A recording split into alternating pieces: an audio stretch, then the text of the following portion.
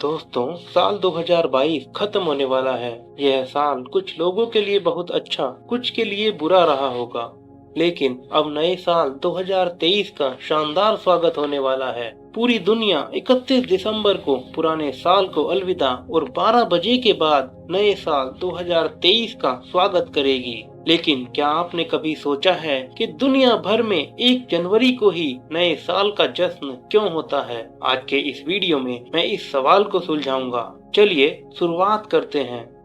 दुनिया के लगभग सभी देश 1 जनवरी से नया साल मनाते हैं, लेकिन पहले 25 मार्च को नया साल शुरू होता था। इस नए साल को 1 जनवरी से मनाने के पीछे हजारों साल पुरानी एक कहानी है।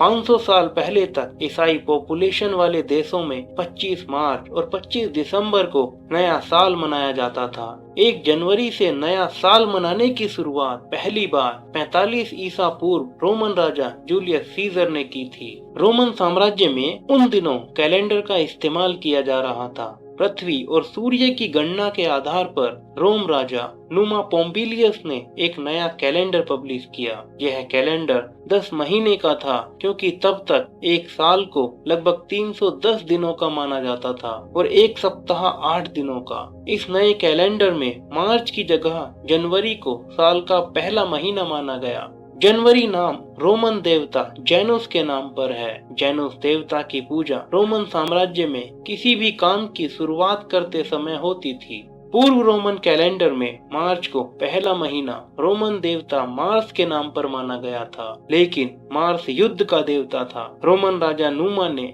युद्ध की जगह शुरुआत के देवता के महीने से साल की शुरुआत करने की योजना बनाई। 46 ईसा पूर्व रोम के शासक जूलियस सीजर ने कुछ और कैलकुलेशंस के आधार पर एक नया कैलेंडर जारी किया। इस कैलेंडर में पूरे 12 महीने थे।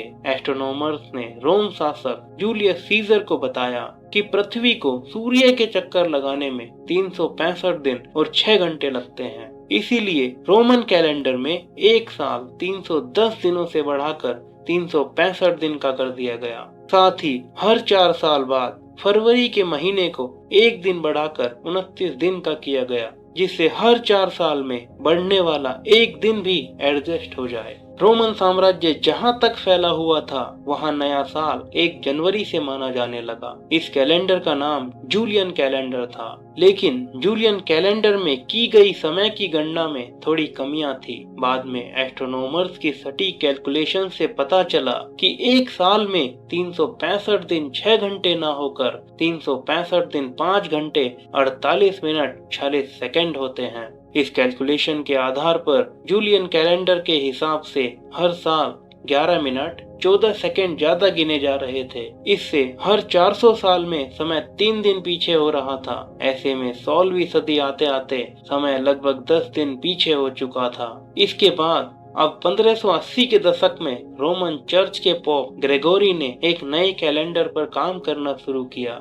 इस कैलेंडर के लिए साल 1522 की कैलकुलेशंस की गई। पुराने कैलेंडर के हिसाब से अब तक समय में 10 दिन का अंतर आ चुका था। ग्रेगोरी ने 1582 के कैलेंडर में 10 दिन बढ़ा दिए। इस कैलेंडर का नाम ग्रेगोरियन कैलेंडर है। इस कैलेंडर में नए साल की शुरुआत 1 जनवरी से होती है, इसीलिए नया साल 1 जनवरी से मनाया जाने लगा।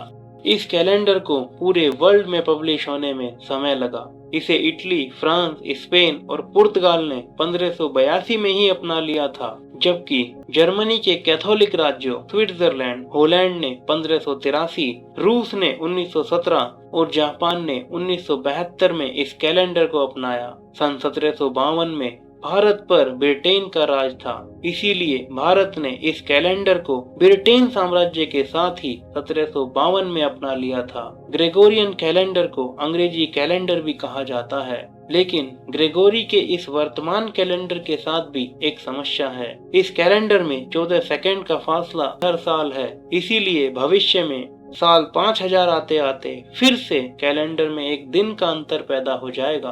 हो सकता है तब तक इस कैलेंडर की जगह टाइम कैलकुलेशन की कोई नई प्रणाली आ जाए जो इस कैलकुलेशन को ठीक करे। लेकिन दोस्तों, तब तक हम 1 जनवरी से नए साल की शुरुआत करते रहेंगे।